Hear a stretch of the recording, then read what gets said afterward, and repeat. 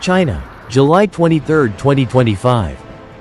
Tears have dried in China as floods swept away an entire village in Shandong province, leaving 2 people dead and 10 others missing.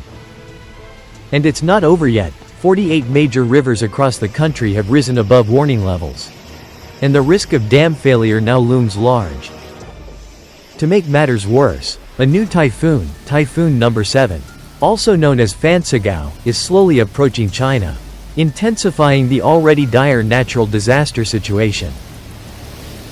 Previously, Typhoon Wifa struck Guangdong twice, bringing violent winds and heavy rainfall. In the early morning of July 22, torrential rain in Laiwu District, Jinan City, Shandong, caused 2 deaths and left 10 people missing. Online reports say that an entire village may have disappeared. According to Xinhua News, from midnight to 5 a.m. on July 22, Laiwu District received intense rainfall, with a peak measurement of 364 millimeters.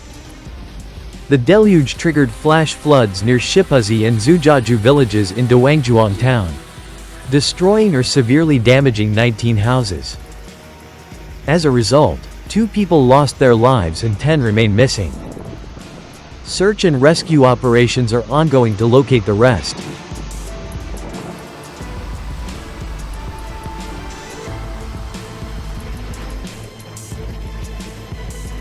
The weather has become disturbingly strange. In areas not far apart, one side is boiling in extreme heat, while the other is drowning in deadly floodwaters. This stark contrast has left netizens shocked. A Shandong resident commented, "It looks really bad in Zhujiaju. We can't reach anyone in the village. I suspect the authorities didn't inform the town about upstream flood discharges."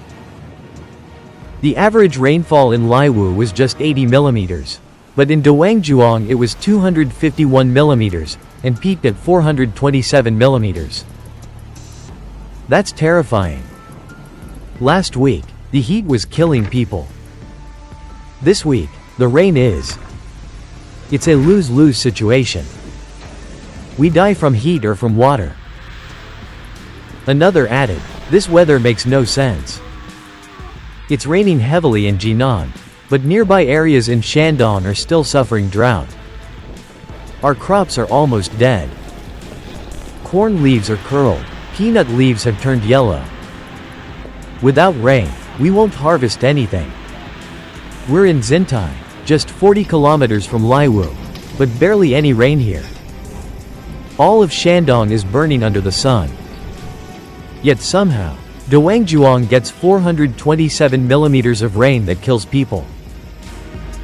How is that even possible?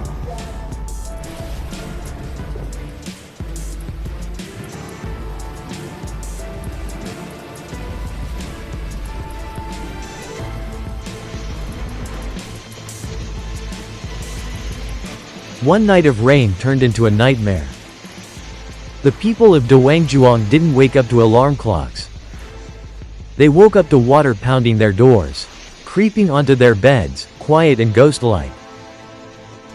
Just yesterday, they were on their knees, praying for rain, for dry fields, for crops crying out for water. Today, they are clutching their heads and sobbing. This was not normal rain, it was a sea. Floodwaters rushed into their homes, shattering a year's worth of hope and labor. Bridges collapsed, roads broke apart, entire villages were cut off. Where streets once stood, now only raging waters roar. No one could go anywhere, except the delivery riders from Sagawa. These nights in the rain swam silently through the flood, packages strapped to their backs. People woke to realize that their entire year's effort had truly been washed away, in the most painful, literal sense of the phrase.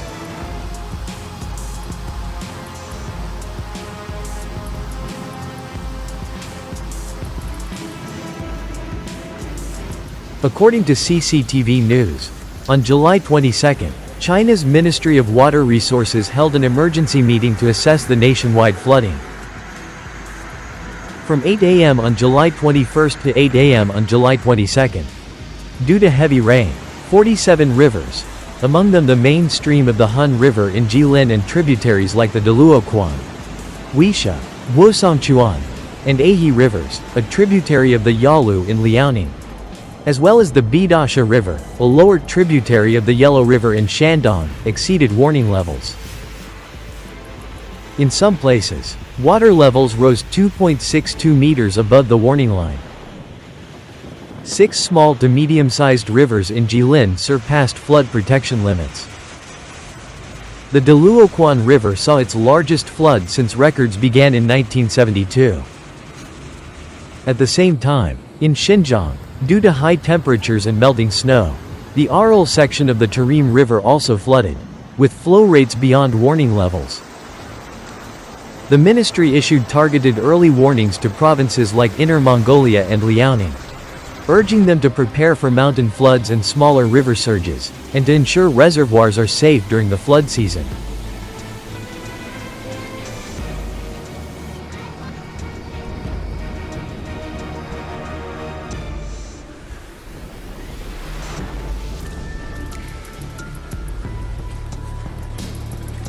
Now, the latest updates on the damage from Typhoon number 6, Wifa, are starting to come in. According to China's Central Meteorological Observatory, at 5:50 p.m. on July 20th, Typhoon Wifa made landfall near Taishan, Jiangmen City, Guangdong Province. Winds near its center reached level 12. On July 22nd, TikTok videos from mainland China showed the aftermath. In Shenzhen, strong winds and heavy rains toppled a large tree in Baoan district, crushing a Meituan delivery driver on his route. A blogger wrote, "The delivery man was killed by the fallen tree." Mainland media also reported that Wifa caused widespread work suspensions across parts of Guangdong.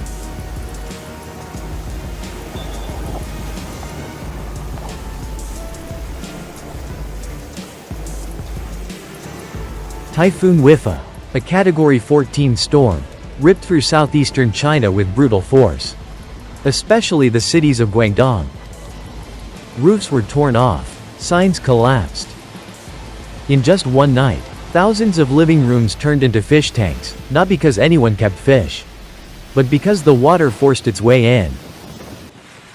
Businesses that had only just recovered from the pandemic were flooded again. Products were ruined. The damage is immeasurable. And just as Wifa begins to fade, Typhoon Fansagao, Typhoon number 7, is quietly closing in. Nature seems furious. Houses, cars, dreams of wealth, all washed away in cold, violent waters.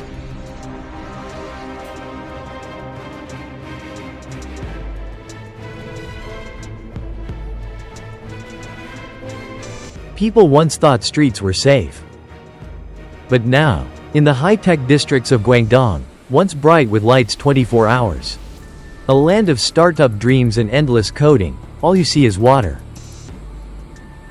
Videos from Chinese netizens show entire storefronts submerged, cars floating like leaves. One voice cries out, "You think this is a road? No, this is an ocean." In the footage, desperate voices pled, "Move, hurry, there are still people trapped inside. The bridge is flooded, the water's already everywhere."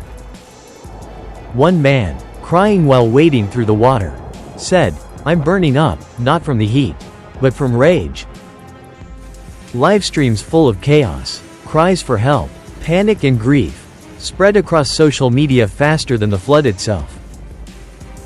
One man tied a small boat to his restaurant door and said, "I'm afraid the water will take it, too." But the water keeps rising. And everything, cars, books, clothes, dreams of warmth, slowly rots away in silence.